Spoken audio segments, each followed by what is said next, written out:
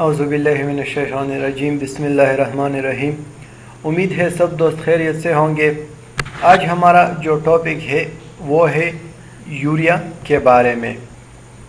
सबसे पहले हम आते हैं व्हाट इज़ यूरिया। यूरिया क्या चीज़ है? यूरिया हमारे पास एक वेस्ट प्रोडक्ट है, एक फजूल मवाद भी कह सकते हैं। और ये किस तरह बन जाता है, किस तरह बनता है ये हमारे बॉडी में after the break down of protein. जब इंटेस्टाइन में हमारे पास प्रोटीन की ब्रेक डाउन हो जाए तो फिर ये हमारे पास अमोनिया इससे बन जाता है, और फिर ये लीवर जाके अमोनिया के साथ कार्बन डाइऑक्साइड कंबाइन होते हुए ये हमारे पास फिर यूरिया बनाता है। हमारे पास सबसे पहले प्रोटीन इंटेस्टाइन में प्रोटीन की ब्रेकडाउन हो जाता है, फिर इससे अमोनिया बन जाता है।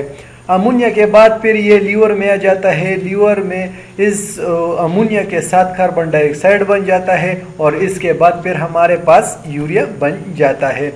फिर ये जब सारा प्रोसेस हो जाता है, अमोनिया से यूरिया बन जाता है, फिर ये किडनी आता है, और किडनी इसको क्या करता है, एक्सक्रीट करता है थ्रू यूरिन। फिर ये हमारे पास पेशाब में या यूरिन में हमारे पास किडनी इस यूरिया को एक्सक्रीट करता है, खारिज करता है। ये किडनी हमारे पास यूरिया को इसलिए एक्सक्रीट करता है क्योंकि ये हमारे पास टॉक्सिक है, इसलिए किडनी इसको एक्सक्रीट करता है। फिर हमारे पास है why we doing urea test. ये यूरिया का टेस्ट हम क्यों करते हैं, किस लिए करते हैं? ये हम इसलिए करते हैं कि कभी किसी बंदे को तो गुर्दों का मसला नहीं, किडनी प्रॉब्लम तो नहीं, हम इसलिए ये यूरिया का टेस्ट करते हैं। और दूसरे also for screening of kidney function. हमें पहले से कोई प्रॉब्लम, कोई मसला नहीं है गुर्दों में, किडनी में, लेकिन हम सिर्फ स्क्रीनिंग के लिए मालूम करते हैं कि हमारे जो किडनी है वो ठीक तरह से काम कर रहे हैं कि नहीं। इसको मालूम करने के लिए हम यूरिया का टेस्ट करते हैं। और इसके बाद अगर किसी को पहले से डिजीज है, किडनी का प्रॉब्लम है, अभी इसका ट्रीटमेंट इलाज चल रहा है, तो इसको भी मालूम करने के लिए कि अब इसका किडनी जो अभी तक प्रॉपर रिकवर हो चुके हैं कि नहीं, इसको मालूम करने के लिए भी यूरिया का टेस्ट करते हैं। और इसके बाद अगर किसी को डायलिसिस की ज़रूरत हो तो इससे पहले भी ये यूरिया का टेस्ट परफॉर्म करता है। फिर हमारे पास है नॉर्मल वैल्यू, यानी नॉर्मल रेंजेस या रेफरेंस रेंजेस। रेफरेंस रेंजेस हमारे पास सबसे पहले आप ये जहन में याद रख ले कि हर लेबोरेटरी का अपना स्पेसिफिसिटी और इसके साथ साथ सेंसिटिविटी होता है, तो इसलिए हर लेबोरेटरी का टेस्ट और नॉर्मल वैल्यू एक दूसरे से कंप्लीट चेंज होता है, थोड़ा वेरिएशन इसमें ज़रूर मौजूद होता है। तो इसलिए जब भी आप जहाँ पर भी आप टेस्ट करें तो बिल्कुल अपने जो जिस लेबोरेटरी से आपने किया हुआ है इसके जो नॉर्मल रेंजेस है और इसके जो रिजल्ट है इसके साथ अपना टेस्ट कंपेयर करें। तो यहाँ पे हमारे पास जो है वो नॉर्मल रेंजेस हमारे पास है 20 to 45 मिलीग्राम पर डेसीलीटर। तो यहाँ पे हमारे पास यूरिया का जो नॉर्मल रेंज है वो है 20 से लेकर 45 मिलीग्राम पर डेसीलीटर तक है। फिर हमारे पास है which tube should use for urea test. Urea test के लिए आप कौन से ट्यूब लेंगे, कितना ब्लड लेंगे और इसका प्रोसीजर और तरीका कैसा है। सबसे पहले आप 3 से लेकर 5 ml तक ब्लड लेंगे। ये ब्लड आप जील ट्यूब में लेंगे। ये हमारे पास अगर आप डायग्राम में देख ले, हमारे पास जील ट्यूब है, इसमें आप ब्लड डालेंगे और फिर सेंट्रीफ्यूज मशीन के जरिए आप इस सैंपल को सेंट्रीफ्यूज करेंगे। ये हमारे पास सेंट्रीफ्यूज मशीन है, इस मशीन के जरिए आप इस ब्लड को सेंट्रीफ्यूज करेंगे और फिर इससे आप सीरम निकाल के टेस्ट रन करेंगे। और इसके बाद आप जो टेस्ट कर रहे हैं इसके लिए आपके साथ एडवांस और वेल कैलिब्रेटेड मशीन होना ज़रूरी है। अगर आप इस डायग्राम में देख ले, हमारे पास केमिस्ट्री एनालाइजर है, यहाँ पे हमारे पास एक स्मॉल पाइप लगा होता है, आप इसमें ये ट्यूब देंगे, जो सारा प्रोसीजर जो ग्लास ट्यूब होता है जो भी होता है अपना प्रोसीजर होता है इसका, आप यहाँ पे देखेंगे और इसके पीछे बिल्कुल साइड पे या कहीं और जगह पे इसका बटन होता है, आप इसको प्रेस करेंगे, ये सारा जो सीरम होता है और जो रिजेंट होता है ये सक करेगा और इस स्क्रीन में आपको ये रिजल्ट देगा।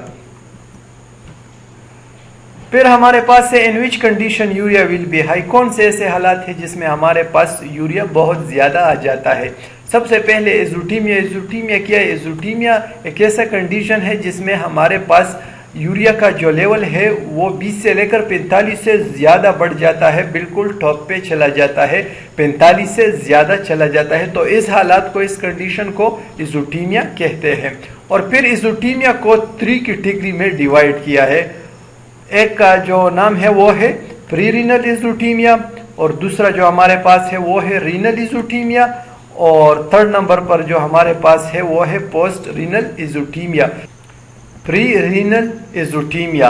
प्री रीनल एजोटीमिया जब गुर्दों में मसला ना हो, गुर्दों से पहले कहाँ पर मसला हो, तो इस हालत को प्री रीनल एजोटीमिया कहते हैं।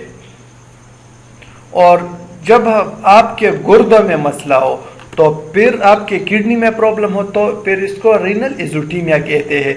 और जब किडनी से आगे, जिस तरह हमारे पास यूरिटर हो गया या यूरिनरी ब्लैडर या यूरिथ्रा हो गया, जब इसमें मसला आ जाता है तो फिर ये हमारे पास पोस्ट रीनल एजोटीमिया में आता है।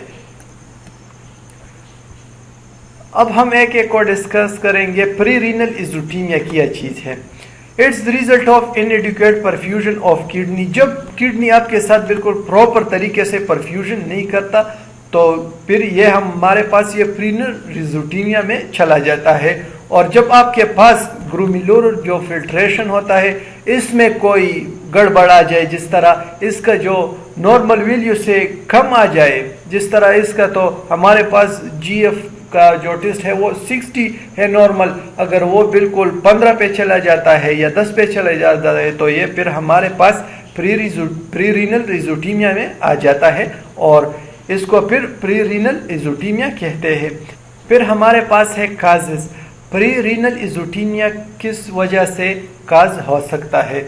शॉक में प्री रीनल एजोटीमिया भी हो जाता है, और हमारे पास हेमोरेज में भी, फीवर बुखार में भी, स्ट्रेस में भी, और आपके साथ साथ जो है वो है स्टारवेशन में भी, और फाका में, यानी और हाई प्रोटीन डाइट की वजह से भी हमारे पास प्री रीनल एजोटीमिया काज हो सकता है। ये जितने भी shock, haemorrhage, fever, stress, starvation, high protein diet, ये हमारे पास causes of pre renal azotemia के काजेस है। फिर हमारे पास है रीनल एजोटीमिया, यानी हमारे पास जब किडनी में प्रॉब्लम हो, तो फिर इसके काजेस कौन कौन से हो सकते हैं? फिर हमारे पास एक्यूट रीनल फेलियर, जब आपके पास एक्यूट रीनल फेलियर हो, और इसके साथ साथ क्रोनिक रीनल फेलियर में भी हमारे पास रीनल एजोटीमिया हो सकता है। ट्यूब्यूलर नेक्रोसिस में भी हमारे पास रीनल एजोटीमिया हो सकता है, और इसके साथ साथ अगर ग्लोमेरुलोनेफ्राइटिस में भी हमारे पास रीनल एजोटीमिया हो सकता है। और लास्ट में हमारे पास जो है वो है इंटरस्टिशियल नेफ्राइटिस। ये सारे जितने भी काजेज है ये रीनल एजोटीमिया के काजेज है। हमारे पास है पोस्ट रीनल एजोटीमिया, यानी गुर्दों में नहीं, गुर्दों के आगे हमारे पास जब मसला आ जाता है, जिस तरह it is the result of obstruction and a consequent increase in the back diffusion of urea from the renal tubules into the circulation। जब आपके साथ ये यूरिया आगे नहीं जाता, एक्सक्रीट करता है किडनी, लेकिन आगे हमारे पास यूरिनरी ट्रैक में मसला है, जिस तरह हमारे पास कहाँ पे ट्यूमर बना हुआ है, लेकिन हमारे पास बैक डिफ्यूजन इसका हो जाता है, जिस तरह किडनी इसको एक्सक्रीट करता है, लेकिन बाहर की तरफ वो थ्रू यूरिथ्रा वो एक्सक्रीट नहीं हो सकता, वही हमारे पास बॉडी में रह जाता है, तो ये इसका सर्कुलेशन दोबारा जाता है। तो ये हमारे पास क्या है? Post renal azotaemia. और इसके काजेस कौन कौन से हो सकते हैं? Tumour of gastro urinary track, जब आपके गैस्ट्रो यूरिनरी ट्रैक में ट्यूमर हो, हमने पहले ये पढ़ लिया कि हमारे पास जब कहाँ पर स्टोन वगैरह जब आ जाए यूरिथ्रा में या यूरिनरी ब्लैडर में कहाँ पे, तो फिर ये यूरिया हमारे पास एक्सक्रीट नहीं हो सकता, वहाँ पर इसका दोबारा डिफ्यूजन हो जाता है। और इसके काजेज में जो दूसरे नंबर पर हमारे पास है वो है हाइपरट्रोफी ऑफ प्रोस्टेट ग्लैंड। जब प्रोस्टेट ग्लैंड में हाइपरट्रोफी हो जाए, बड़ा हो जाए, तो फिर इसी वजह से भी हमारे पास جو یوریٹر ہے اور اس کے ساتھ ساتھ اس میں بالکل بلوکیج آ جاتا ہے اور یوریا بالکل باہر کی طرف نہیں جاتا. اور لاسٹ نمبر پر ہمارے پاس جو ہے وہ ہے نیفرولیتھیسس. اسی وجہ سے بھی ہمارے پاس پوسٹ رینل ایزوٹیمیا کاز ہو سکتا ہے. Thank you so much for your attention.